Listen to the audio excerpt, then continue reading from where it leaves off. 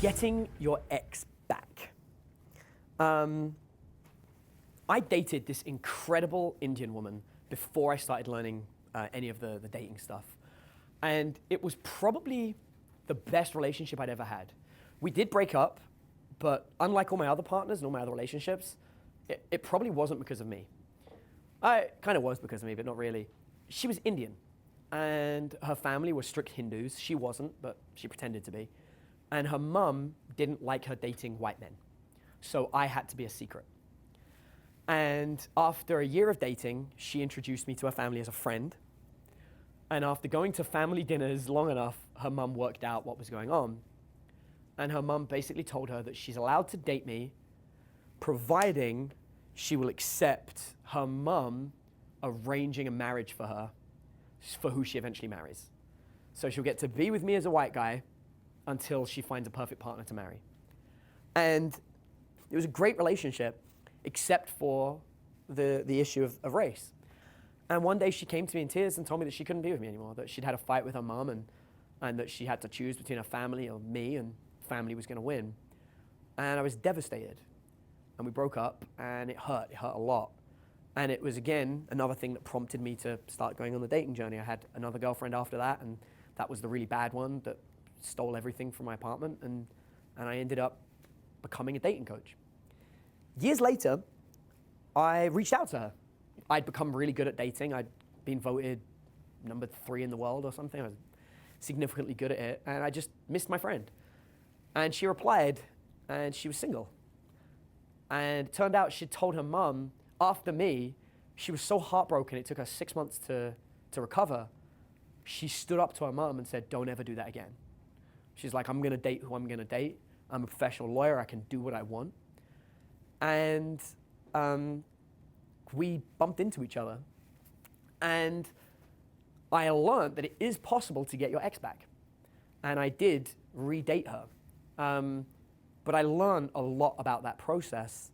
And when I teach you this skill, I'm gonna teach you how to get your ex back.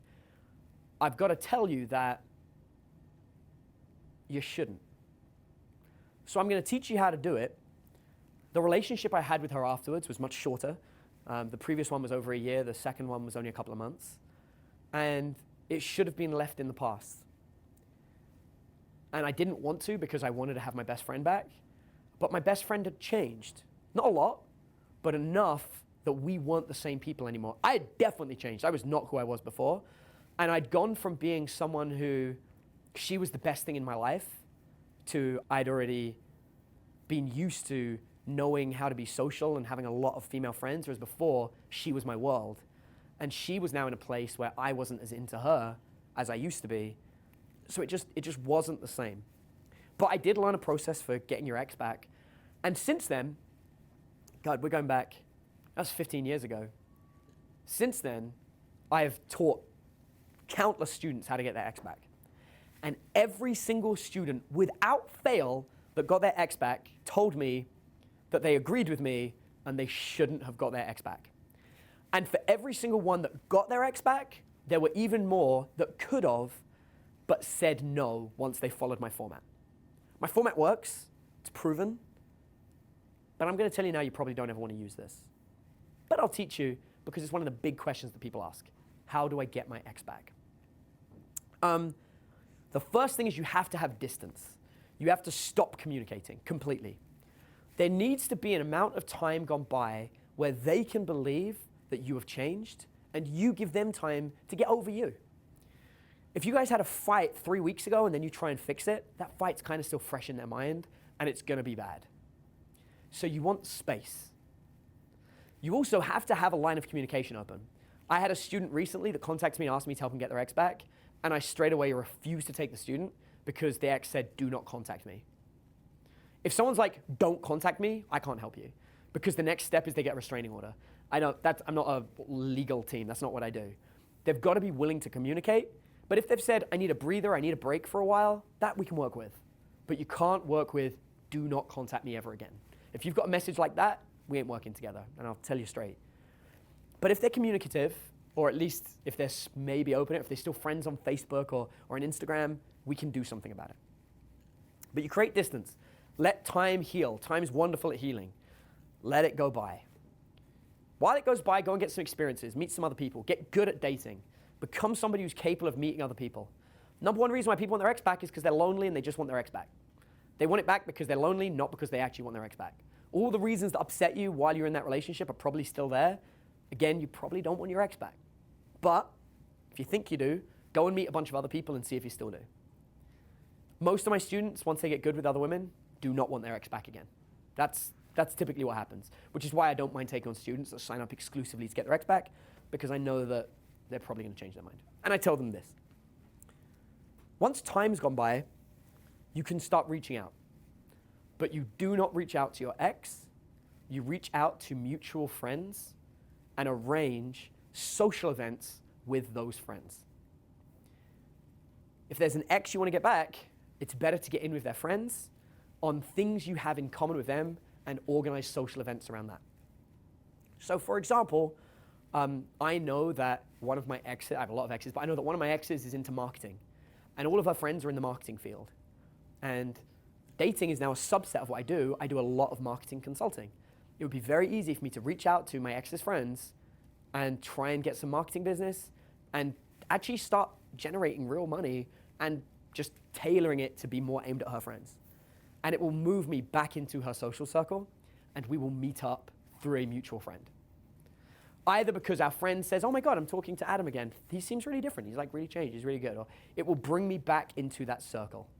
And that's the key. And then I'm looking for an event, an opportunity where we meet up at the same time.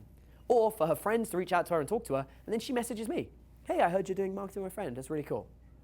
And I'm just looking to trigger conversation. I'm going to have a brief conversation, back and forth via text or in person, and then I'm going to say, hey, I need to tell you something. And then I'm going to apologize for everything that happened in the relationship, and I'm going to take ownership for everything they told me I did wrong in one paragraph. I just want to say I've thought long and hard over everything that happened between us.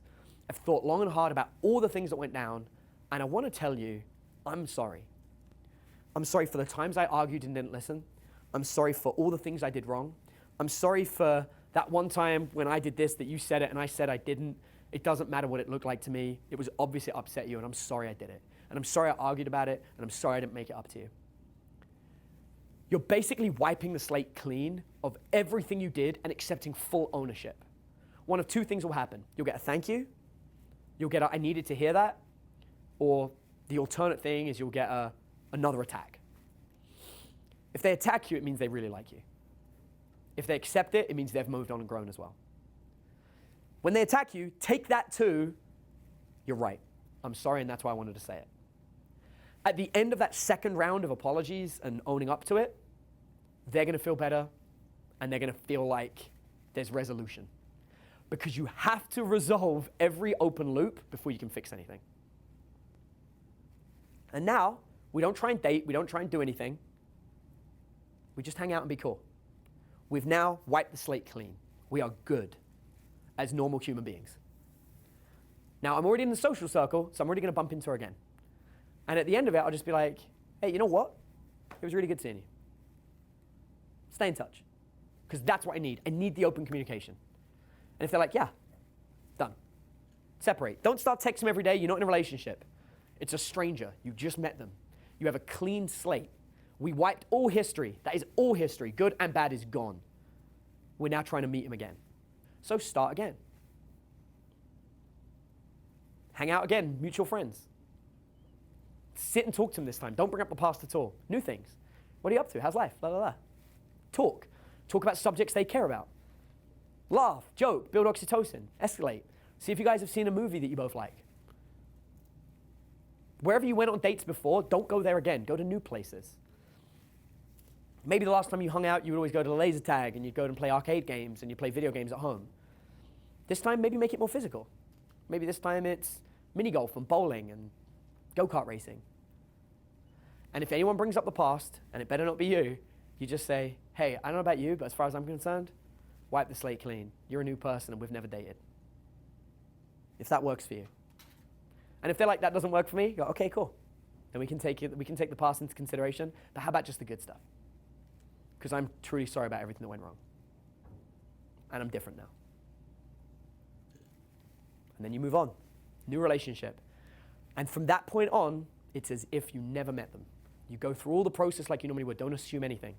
That includes when you take them home. You're still getting consent. You're still building up the sexual escalation that we spoke about. You're still arousing them the way that we talked earlier. But the whole purpose is to build it up again from scratch. That's how you get your ex back. And it can be done.